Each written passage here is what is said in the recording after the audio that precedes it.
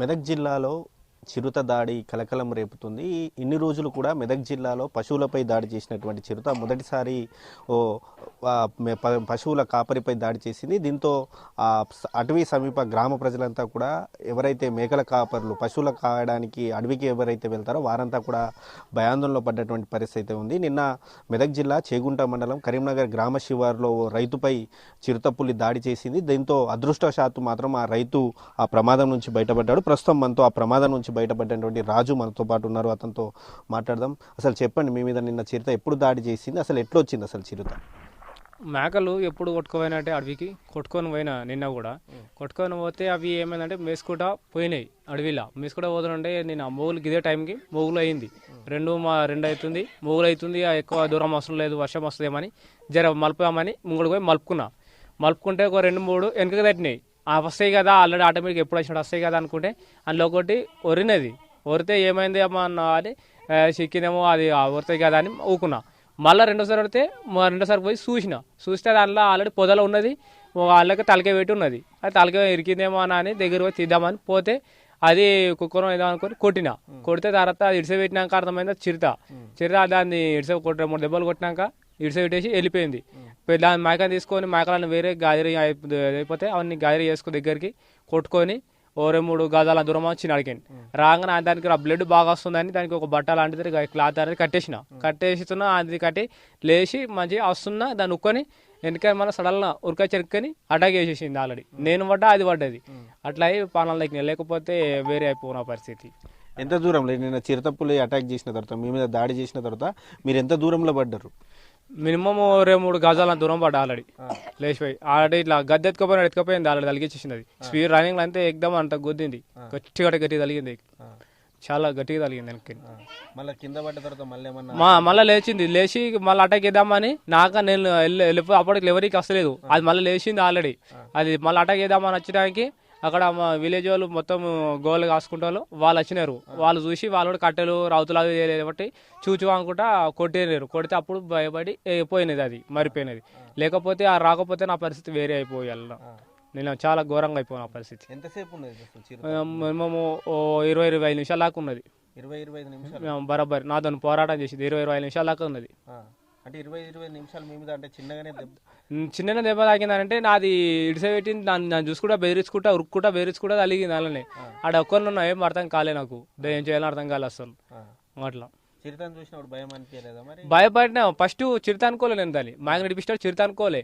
అది ఏదో కుక్కనో ఇంకా వేరే ఏదో సంథింగ్ ఏదో అనుకున్నా మామూలుగా. అది ఇడిపించినాకనే అర్థమైంది చిరుత అని. అది కొట్టినా కదా మరిపోయింది, మరే చూసుకుని వెళ్ళిపోయింది. అది పోయినాక అనుకున్నా మళ్ళీ రిటర్న్ వస్తుంది తెలియదు నాకు. రిటర్న్ వచ్చేసింది. అది వచ్చినాక తర్వాత ఇక ఏమైందో తెలియదు. 10 నిమిషాల దాకా ఏమైందో అర్థం కాలే. ఇక అది మొత్తం ఎంబడిన పడ్డది. ఇక మొత్తం అటాక్ వేసేసింది. అంటే అట్లా అటాక్ వేసింది అడిగా. ఇంతకుముందు ఎప్పుడైనా చూసిరా? ఎప్పుడు విన్నాము అక్కడ సైడ్ ఉంటున్నది అని విన్నా కానీ ఒక్కనాడు కూడా చూసింది లేదు. అక్కడ దాకా లెక్క లేవు, చూసిన ఏం లేదు. కాకపోతే అని విన్నాం. నీడు మేము జాగ్రత్త వాడు కట్టిన చేసినాం కానీ ఈసారి ఏం సప్పు లేదు కదా అని మామూలుగానే అని ఉన్నాం. జరగపోతే అది ఈ రకం చేసేసింది. అది అదృష్టంతో మీరు బయటపడ్డారు. ఇంకా అంతే. తాగినాయి, మంచిగా తాగినాయి, అన్ని గుద్దెన తాగినాయి. వెనక చీరేసింది ఈపులకి వెళ్ళి, మొత్తం ఈపులకి చీరేసింది. మోకాళ్ళకి అవన్నీ చేతులన్నీ వలిపోయినాయి. ఆల్రెడీ ముంగడికి వాళ్తే ఆ రౌతు బీద ఉంటే ఇంకా ఘోరంగా ఉండు. కానీ గడ్డి లేకుండా ఇట్లా మళ్ళీ వర్షం పడ్డది లైట్గా. అట్లా జర మెత్త కూడా తక్కువ లేకపోతే ఇంకా ఫుల్ తాకుతుండే, ఘోరంగా అయిపోవడం పరిస్థితి. ఇది మనం చూసుకోవచ్చు. అదృష్టవశాత్తు అయితే రైతు అయితే మాత్రం ప్రాణాలతో బయటపడ్డటువంటి పరిస్థితి అయితే ఉంది. మనం పక్కనే చూసుకోవచ్చు.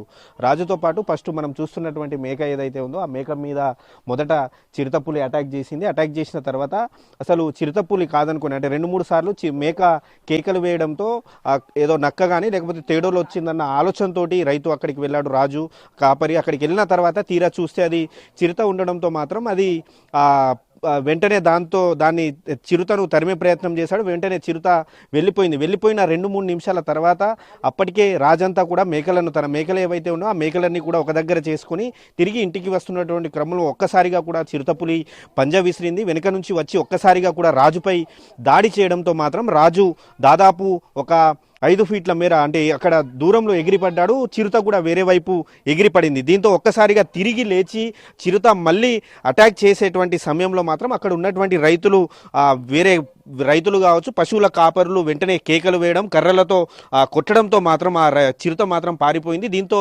అదృష్టవశాత్తు అయితే మాత్రం రాజు ప్రాణాలతో అయితే బయటపడ్డాడు. దీంతో వారు మళ్ళీ ఆ అడవికి వెళ్ళాలంటేనే మాత్రం రైతులు భయపడుతున్నటువంటి పరిస్థితి అయితే కనిపిస్తుంది. ఇటు పశువుల కాపర్లు రైతులు తరచూ కూడా పంట పొలాల వద్దకు వెళ్తూ ఉంటారు. అలాగే ప్రతిరోజు ఉదయం 10-11 గంటల సమయంలో రైతులంతా కూడా పశువుల కాపరు తమ మేకలు, బర్రెలు అవన్నీ తీసుకుని కూడా అడవి ప్రాంతంలోకి మేపడానికైతే వెళ్తూ ఉంటారు. దీంతో ఇప్పుడు ఈ ఘటన జరగడంతో మాత్రం రైతులు అటువైపు వెళ్ళడానికే అసలు జంకుతున్నటువంటి పరిస్థితి మనకు కనిపిస్తుంది. మరోవైపు అటవీ శాఖ అధికారులు కూడా ఇక్కడ రాజు దగ్గరకు వచ్చి సమాచారం సేకరించి ఏదైతే దాడి చేసినటువంటి ప్రదేశం ఏదైతే ఉందో ఆ దాడి చేసినటువంటి ప్రదేశాన్ని కూడా పరిశీలించారు. అటువైపు ఎవరు వెళ్ళొద్దంటూ కూడా, ఎవరు సింగిల్గా వెళ్ళొద్దు, అందరూ వెళ్ళినా కూడా అందరూ గుంపులుగా వెళ్ళాలని చెప్పి అటవీ శాఖ అధికారులు అయితే చెప్తా ఉన్నారు. మొత్తంగా చూసుకుంటే మాత్రం చిరుతపులి దాడి మెదక్ జిల్లాలో కలకలం రేపుతుంది. గతంలో పశువులపై దాడి చేసినటువంటి చిరుత ఇప్పుడు మాత్రం ఏకంగా మనుషులపైనే దాడి చేసే పరిస్థితి అయితే వచ్చింది. కెమెరామ్యాన్ రమేష్తో శ్రీనివాస్, ఎన్టీవీ, ఉమ్మడి మెదక్ జిల్లా.